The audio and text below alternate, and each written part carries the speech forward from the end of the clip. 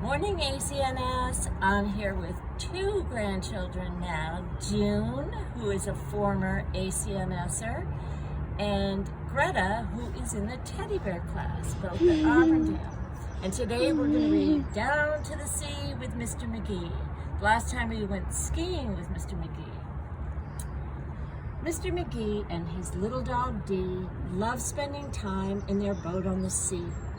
So early one morning at 6:32, they made a decision that's just what they'd do.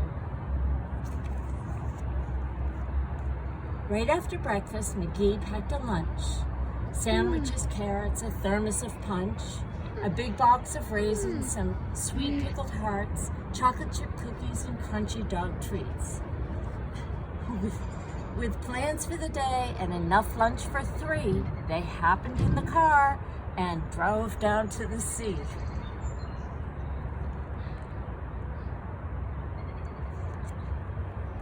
The pair left the dock at 7 o'clock and motored their way around Eagle Egg Rock.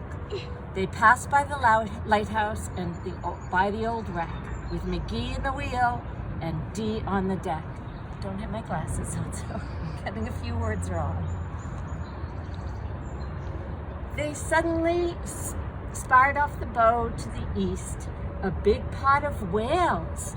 They were 50 at least, splashing about in the bright morning sun, feasting on shrimp and sardines by the ton.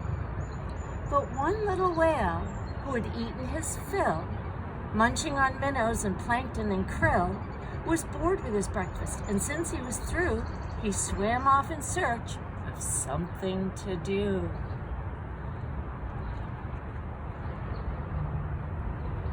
Now Dee and Magee, in their boat on the bay, didn't notice the whale that was heading their way. They were watching the other whales put on a show, and soon that young whale was directly below. From under the sea, the little whale spied Magee and Dee's boat, but not them inside. He longed for some adventure. He wanted to play, so he bumped at the boat in a most friendly way. Then the whale placed his blowhole directly below, and ever so gently, he started to blow. Magee saw the bubbles. He felt the boat sway. Then up went the boat on a formation of spray. Higher and higher the little boat flew, and harder that little whale blew. Then the whale blew a blast as hard as he could, much harder, in fact, than a little whale should. And that final blast blew the boat up in the sky, first 30, then 40, then 50 feet high. The boat kept on rising, but it didn't stop there. Wind hit it hard and it flew through the air. Dee and Magee sailed over the sea when all of a sudden they got stuck in a tree. So there they were stranded, Magee and his pup, in the top of a spruce 60-something feet up. Up. From their perch in the sky, the two watched in dismay as the whale far below swam swiftly Did you get away. that towel? Magee was downhearted. Just what could he do? They seemed helplessly stuck, but little Dee knew the secret to get the boat safely unpinned was to rock back and forth and wait for the wind. So they rocked for an hour or so, but the boat didn't budge because the wind didn't blow. Just when they thought they'd be stuck there all night, they spotted far off a spectacular sight.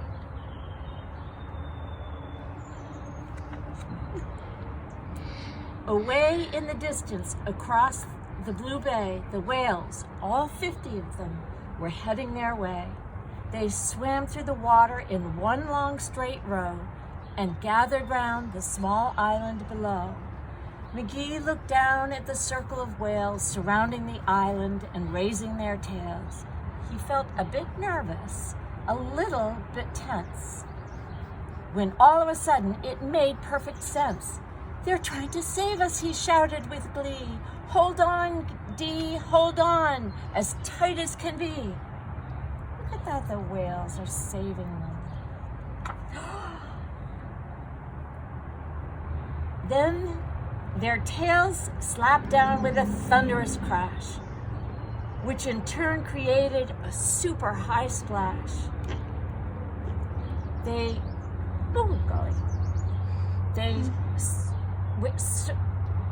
moved the island and raced up the tree and dislodged the boat and set them all free.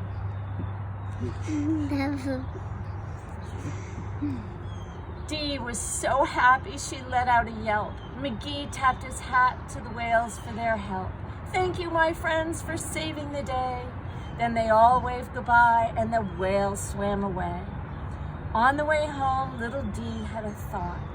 What about all of the food they had bought?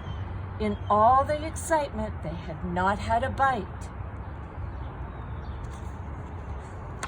So they saved it and had it for dinner that night.